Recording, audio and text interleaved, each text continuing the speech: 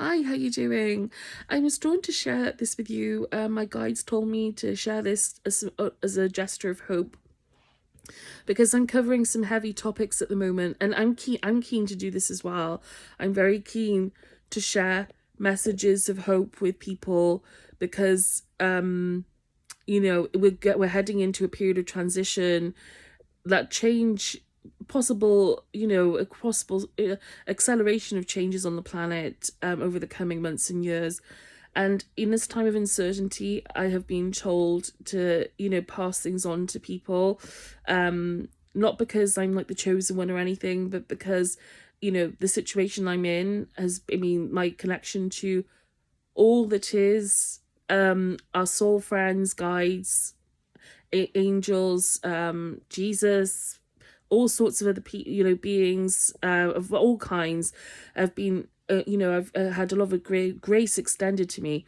Anyway, and I'm very grateful for that, and I think I'm very keen to pass on whatever I think can help people come out of a sense of fear and come to know the true nature of their reality, um, and who they really are. And so I was shown, I was told to share with you not to be scared of the phenomenon. Okay, I was told to tell you not to be scared of the phenomenon, and I agree with that. Now, obviously, they cause issues on this planet, and we've got to reckon with that, and we should take it very seriously because the suffering it causes is immense. Okay, this is not to invalidate that suffering or the seriousness of those things, because it's something we must reckon with. But I was taken just now, I was zoomed way out, okay, zoomed past beyond this reality, like zoomed, like I was just shown like a sequence, like a, well, no, not sequence, I was just, like I said, I saw the phenomenon. So the grays in black basically, point shoot, directing things, trying to attempt mind control. And that, to me, I tell you how that looks to me in this vision, and I've seen this before, is them pointing things like lasers and shooting, like, as in, again, directing like lasers at people. And I think that symbolizes the thought insertion. The laser, like that laser energy symbolizes thought insertion. Okay, it's an electronic interference. Okay, that's what it symbolizes, and I've seen it before. But I was zoomed right out. Okay, and I saw that again, that this is like, don't worry about it. It's a feature of this rule set, like Tom Campbell said. They're not something to worry about. That don't be scared of them, as in they're not gods. Okay, we do transcend them. We can transcend them. Don't think that they rule the roost. They're a feature of this rule set. Okay, they're not. They're not our supreme leaders. They don't take the place of God. Don't be scared. Don't be scared of them. I was told to say this to you, and again shown very clearly. I was pulled right out of this reality, and just pulled way back, seeing all different kinds of things, zooming past, and then just feeling of looking down, looking at it for kind of what it was, in a sense that, like, it's not something in the big scheme of things, and it's very serious on this planet, of course, and it's very serious, full stop. Okay, it's not to say it's not serious, but again, just to take people out of fear, because there are a lot of people out there who believe this is a prison planet. A lot of people who believe that this is it, like these beings are like,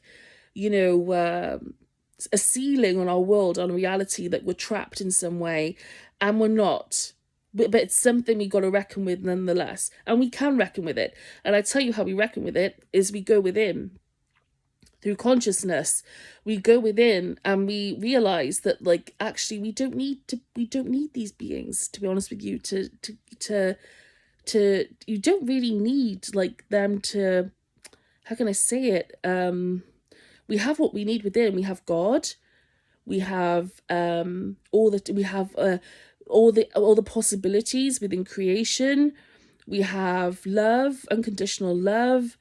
we have support from our soul friends, we have all kinds of adventures, all kinds of things to explore and do. We don't actually need to look.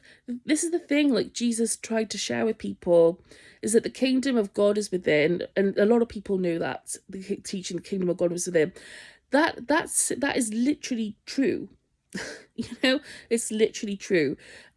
That's why people espouse meditation.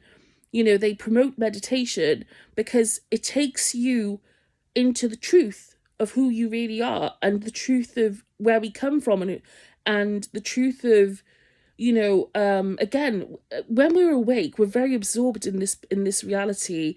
Like, we think it's all it is, because our senses are constantly being stimulated, and our brains are constantly working to process these things, and we're constantly being, we're constantly absorbing, processing, experiencing. And then, but when we go within and and those things don't affect us so much anymore. And it's the same when you go to sleep and when we die. Okay, is that basically when we shut off those, when we're not being stimulated by those senses, those external senses so much anymore, when we're quiet and we're still. Because remember, the other thing that Jesus said was, or was it, I don't know if it was Jesus, but be still and know that I am God. Okay, and so again, this is about meditation. It's about going within. It's about going within and knowing who we really are, from the, and because the truth, again, the truth of who we are does lie within. It's not in the external, it's within. The external is an experience for us, but the truth of who we are is within us. Again, you're not going to find out who you are by necessarily, how can I say, again, it serves a purpose. Everything serves a purpose here. But like I said, if you actually want truth of who you are, and not everybody, and everybody's here for different reasons, but if you want truth of who you are, go within, find it within, find God, find truth, find love, find peace, find relief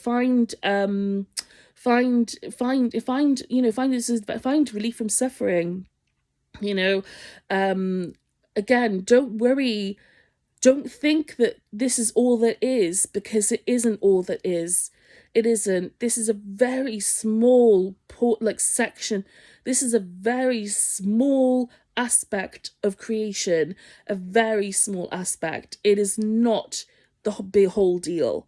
Okay, it's infinitely, all it is, it's infinite. I'm being given a perspective, like my mind, my consciousness is being stretched right now, like quite far, like, again, I'm taking in the universe right now, and I'm going like way beyond it, and it's like, you can't even fathom like how like vast, and it, like how in like how much there really is, to experience, and like how, and just the magnificence, like like how incredible and wondrous it all is.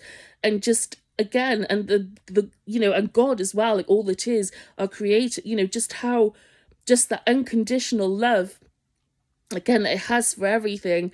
And you can experience that too, if you feel guided to do those things. You feel like a calling to to go down that route, please do. But again, don't do. But I tell you one thing you're not going to find, though. And if you really want to know who you are, and you want to know these things, you're not gonna be find them by listening to. You're not gonna. Okay, don't get me wrong. Everything adds. Everything is like a friction of some kind that can awaken people, or that can help each other through this reality and through this life. Okay, so we're all walking each other home. But if you really want to know, like, if you really want to know truth, and you want to escape the illusion of this world, because this is, again, go within.